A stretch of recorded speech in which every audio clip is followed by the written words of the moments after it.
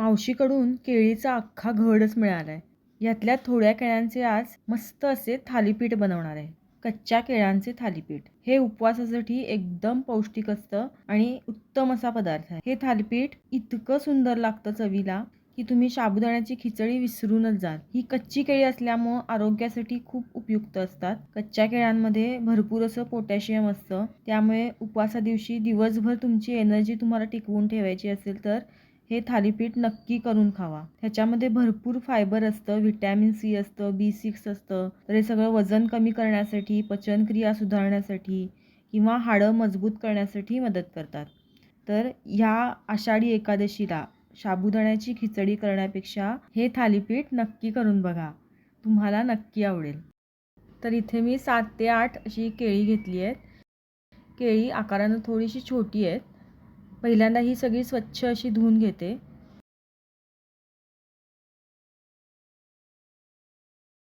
आता ती कुकरमध्ये वाफवून घ्यायची आहेत. तर सोबत मी एक बटाटा पण त्याच्याबरोबर घालते आहे. तर एक बटाटा मी इथं कापून घेतला आणि या कच्च्या केळ्यांसोबत तो बटाटा पण मी वाफवून घेते.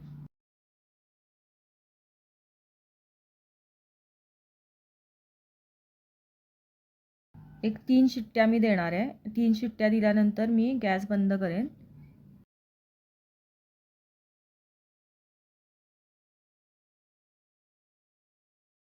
आता कुकर गार झाल्यानंतर झाकण काढून मी आता ही सगळी कच्ची केळी आणि बटाटा शिजलाय का ते एकदा बघते.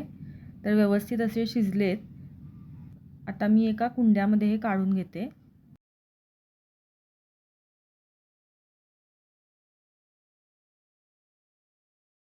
हे थोडेसे गार होऊ द्यायचे. गार झाले की मी त्याची सगळी सालं काढून घेते. आता ते गार झालेत तर त्याची सगळी सालं मी काढून घेते.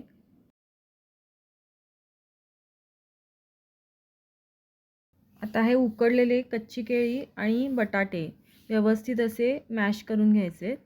एकदम युनिफॉर्म आणि सॉफ्ट असं ते व्हायला पाहिजे. तर व्यवस्थित असं हे मॅश करून घ्यायचं, एकदम बारीक करून घ्यायचं. तर आपल्याला इथे मिरचीची आणि कोथिंबीरची अशी पेस्ट लागणार आहे. तर त्यासाठी मिक्सरमध्ये कोथिंबीर घातली, 4 मिरच्या घातल्यात आणि त्याची पेस्ट करून घेते. इथे जर तुम्हाला कोथिंबीर नको असेल तर तुम्ही कोथिंबीर नाही घातली तरी चालेल. नुसत्याच मिरच्या बारीक वाटून जरी घातल्या तरी चालतील. काही काहींना उपवासा दिवशी कोथिंबीर चालत नाही, तर त्यांनी नाही घातली तरी चालेल. आता ह्याच्यामध्ये जिरे पावडर घालायची. जिरे पावडरचा वास खूप छान लागतो ह्याच्यामध्ये, म्हणून 2 चमचे जिरे पावडर घातली आहे. 2 चमचे राजगिऱ्याचं पीठ. बाइंडिंगसाठी आपल्याला राजगिऱ्याचं पीठ लागणार आहे. कोथिंबीर आणि हिरव्या मिरचीची पेस्ट आणि साबुदाणा पीठ, 2 चमचे साबुदाणा पीठ. साबुदाणा पीठ नसेल तरी चालणार आहे, ऑप्शनलच आहे ते, कारण आपण राजगिऱ्याचे पीठ ऑलरेडी घातलेलं आहे. मीठ चवीनुसार आणि थोडासा कलर येण्यासाठी मी इथे तिखट सुद्धा घातलेलं आहे.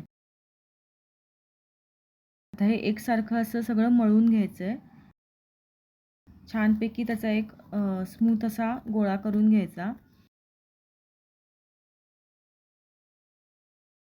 तर बघा इथे व्यवस्थित असं हे मळून घेतलंय.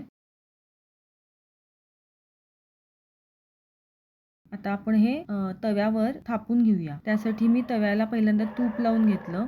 तवा आपल्याला गरम नाही करायचा आहे. तवा गार असतानाच आपल्याला त्याला तूप लावायचं आहे. एक मीडियम साईजचा असा गोळा करायचा आणि त्याच्यावर हे थापून घ्यायचं व्यवस्थित. खूप जाड नको आणि खूप पातळही नको, असं एकसारखं हे थापून घ्यायचं आणि मीडियम फ्लेमवर हे गरम करत आपल्याला ठेवायचं आहे. केळाचं पीठ हे खूप सॉफ्ट असतं, त्याच्यामुळं खालनं हे खरपूस असं भाजून घ्यायचं आहे. 5 मिनटं हे व्यवस्थित असं खालनं भाजून झालं की मग ते अलगदपणे पलटायचं, नाहीतर मग तुटण्याची शक्यता असते.